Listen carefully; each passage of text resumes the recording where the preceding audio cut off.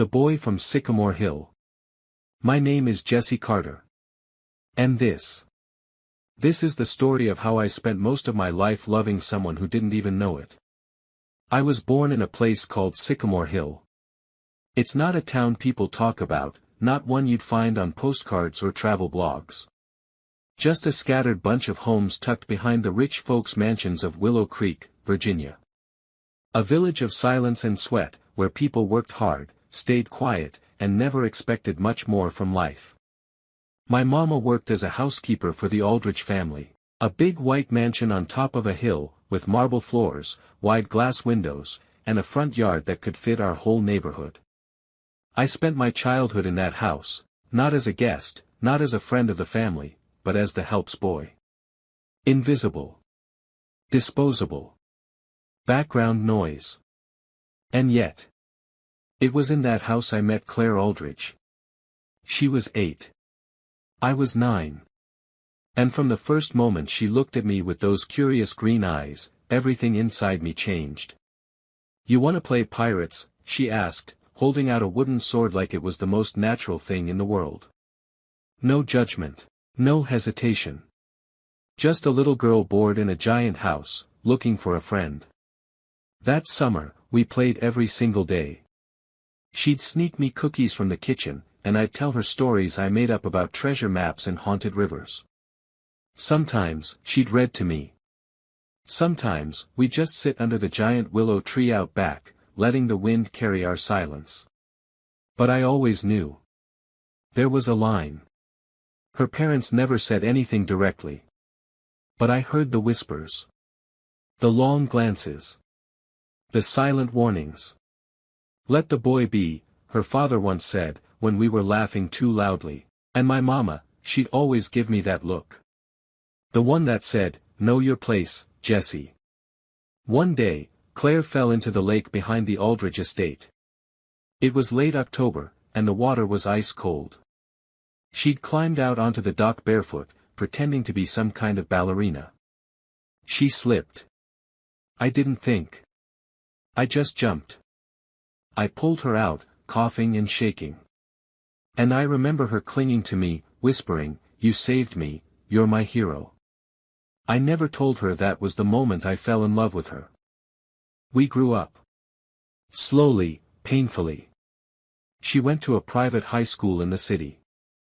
I stayed local, worked construction with my uncle, helped mama clean houses on weekends. Claire and I texted sometimes. Birthdays. Holidays. Then. Silence. She went off to college in New York. Art history, I think. I remember seeing a photo of her on Instagram once, smiling with her new city friends, holding a glass of wine, dressed like someone who belonged to a different world. And I was still in Sycamore Hill. 5 years passed. 5 long, quiet years. Then one summer, I got a call from Mr. Aldrich's estate. They were restoring the guest house. My company was hired. When I stepped onto that property again, I hadn't been there since I was 17. And then I saw her. Claire. She was standing by the garden gate, in a white blouse and jeans, barefoot in the grass. Her hair was longer, her voice deeper. But the eyes were the same. Jesse. My name sounded different coming from her lips. We talked. Briefly. Politely. Like two people pretending they didn't once share childhood secrets under a willow tree. But something was different this time. She was quieter.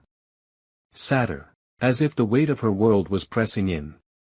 That night, I worked late. She brought me lemonade, just like when we were kids. We sat on the back steps in silence. Then she said something I'll never forget. "Do you ever feel like you're not living your life, Jesse? Like someone else planned it all out, and you're just following the script?" I looked at her. For the first time in years, I really looked at her. "Every single day," I said. She told me her father was arranging her engagement. Garrett. Son of some business partner. Rich, clean-cut, arrogant. A man built for country clubs and power dinners. She didn't love him. But she didn't fight it either. Because that's what Aldridges do, they marry who they're told, live behind glass windows, smile on command. We started meeting at night. Quiet places.